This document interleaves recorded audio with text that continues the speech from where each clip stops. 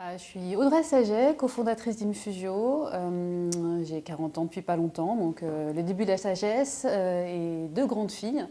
Mon parcours jusqu'à Infusio, ça a été d'abord le monde de la communication. Donc j'y ai travaillé pendant une dizaine d'années dans un groupe qui s'appelle TBWA. Et ce qui m'a amené à créer Infusio dans la continuité, c'était que je faisais déjà du collaboratif, de la transformation culturelle sans le savoir, tout un travail autour de valeurs partagées, de visions partagées. Et puis quand j'ai pris conscience que c'était ça que j'aimais le plus faire, j'ai rejoint mes associés Yael Guillon et Nathalie Novak pour lancer l'aventure Infusio et puis surtout embarquer plein de gens avec nous autour de cette envie de faire un métier qui n'existait pas encore.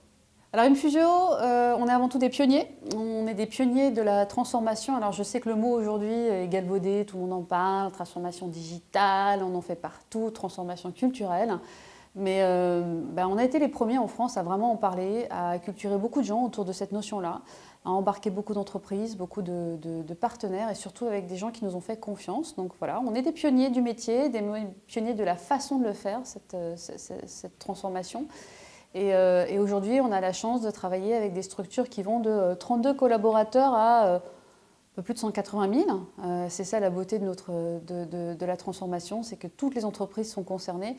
Et que moi, ce que je crois, c'est que on travaille, on contribue à transformer la société en transformant les sociétés. Donc ça, c'est vraiment une conviction forte qu'on a chez Infusio.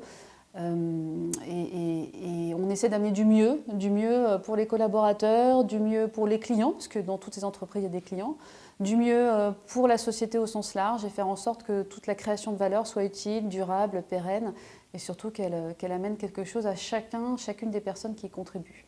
Alors comment on fait ça chez Infusio? C'est à la fois concret et pas concret. Pas concret parce qu'il y a beaucoup d'humains dans tout ce qu'on fait et donc forcément on utilise notre empathie, notre capacité à entrer en relation avec des entreprises et des personnes. Ça c'est notre première façon dont on prend connaissance du système et de l'environnement dans lequel on travaille, on évolue. Et donc ça passe beaucoup par des échanges, beaucoup d'écoute, beaucoup de prise de connaissance, prise de pouls du système. On a d'ailleurs, pour que ce soit un peu plus concret, toute cette partie-là très intuitive, on a mis du concret et du rationnel à travers un outil qui s'appelle Sometrix et qui nous permet de mesurer l'état d'esprit managérial et la culture managériale vers laquelle veut tendre l'ensemble de l'entreprise. Et quand je dis l'ensemble de l'entreprise, je parle bien des collaborateurs, quel que soit leur niveau hiérarchique, et je ne parle pas que des comités de direction. Et donc concret aussi parce que finalement ça passe par beaucoup de rencontres, on mobilise les gens ensemble, on les fait travailler ensemble. Quand on parle d'intelligence collective, il ne suffit pas juste de dire qu'on met des gens dans une pièce et qu'on leur demande d'être intelligents ensemble. On crée les conditions pour qu'ils aient envie de partager, d'échanger et de contribuer à deux transformations. Une transformation culturelle, donc c'est pour nous le cœur du réacteur, c'est comment est-ce qu'on développe, découvre, redécouvre parfois juste le plaisir de travailler ensemble autrement, avec des choses aussi simples que l'écoute, le partage, le dialogue, l'empathie et tout ce qu'on est capable de faire dans la vie au quotidien et qu'on oublie de faire quand on est au travail. Cette nouvelle façon de travailler ensemble, ces nouveaux modes de leadership, c'est au service d'une transformation métier. On cherche évidemment à amener de la création de valeur pour l'entreprise et donc à réinventer, innover et faire en sorte que toute entreprise qui aujourd'hui subit éventuellement tout ce qui vient de l'extérieur, donc la crise économique, le digital, l'accélération, la mondialisation, au lieu de subir, elle reprenne son destin en main par la force de son collectif et que finalement elle se réinvente de façon pérenne et durable.